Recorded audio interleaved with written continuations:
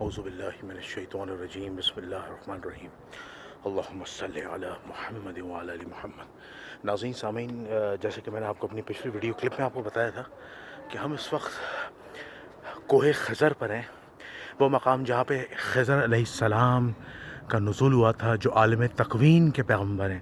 جس طرح عالم شریعت کے جو پیغمبر ہیں وہ کم و بیش ایک روایت کے مطابق 1,24,000 پیغمبر ہیں، اور ایک روایت کے مطابق 2.25 انبیاء ہیں، اور یہ عالم تکوین کے پیغمبر ہیں۔ اور ان کا ایک بڑا مشہور و معروف واقعہ ہے جو سورہ کہف میں حضرت موسیٰ علیہ نبینا علیہ السلام کے ساتھ تھا، اور وہ اپنے شاگرد کے ساتھ چلے تھے حضرت یوشع بن نون علیہ السلام کے ساتھ۔ تو ناظرین سامعین، ہم اس وقت کوہ خضر کی طرف جا رہے ہیں اندر، جو یہاں پہ حضرت خضر علیہ السلام نے کا نزول ہوا تھا، اور انہوں نے یہاں پہ اللہ کی کو ریاض و عبادت کی تھی۔ تو اب اس جگہ کو مسجد کا حصہ بنا دیا گیا ہے۔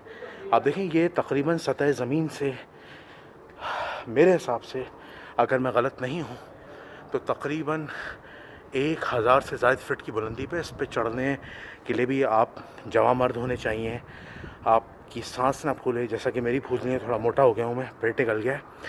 تو 1,000 فٹ کی بلندی پر، اور اس کو پر چڑھنے کے لیے کم و بیش آدھا گھنٹہ لگ جاتا ہے ایک نارمل آدمی کا، اور اگر بہت کوئی پھرتیلا چست آدمی ہے تو وہ ودن 15 to 20 منٹس چڑھ جاتا ہے۔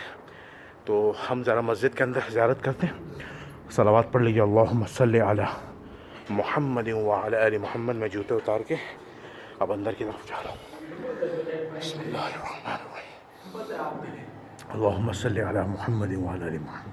ناظرین صاحب، یہاں پہ لوگ جو ہیں 2 رکعت نماز نفل ہدیہ کرتے ہیں، اور یہ وہ جگہ ہے جہاں پہ حضرت خضر علیہ السلام کا نزول ہوا تھا، جو عالم تکوین کے پیغمبر ہیں۔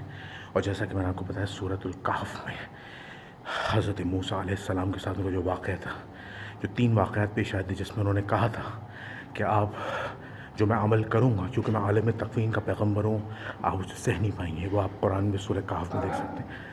یہ بڑا خوبصورت ہے، یہاں پہ لکھا ہے، واضح رہے میں کوہ خضر پر ہوں، اس مقام پر جہاں حضرت خضر علیہ السلام کا نزول ہوا تھا، جہاں انہوں نے عبادت کی۔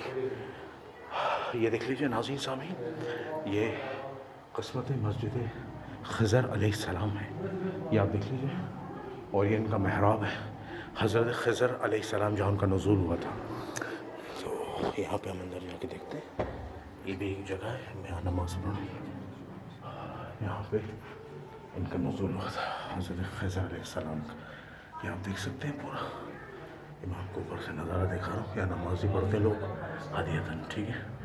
تو کیونکہ ابھی نماز پڑھے میں زیادہ تیز نہیں بول سکتا، تو یہاں حضرت خضر علیہ السلام اپنی ریاض و عبادت کرتے تھے، یا لوگ ہدیتاً نماز پڑھتے ہیں۔ آئیے باہر چلتے ہیں۔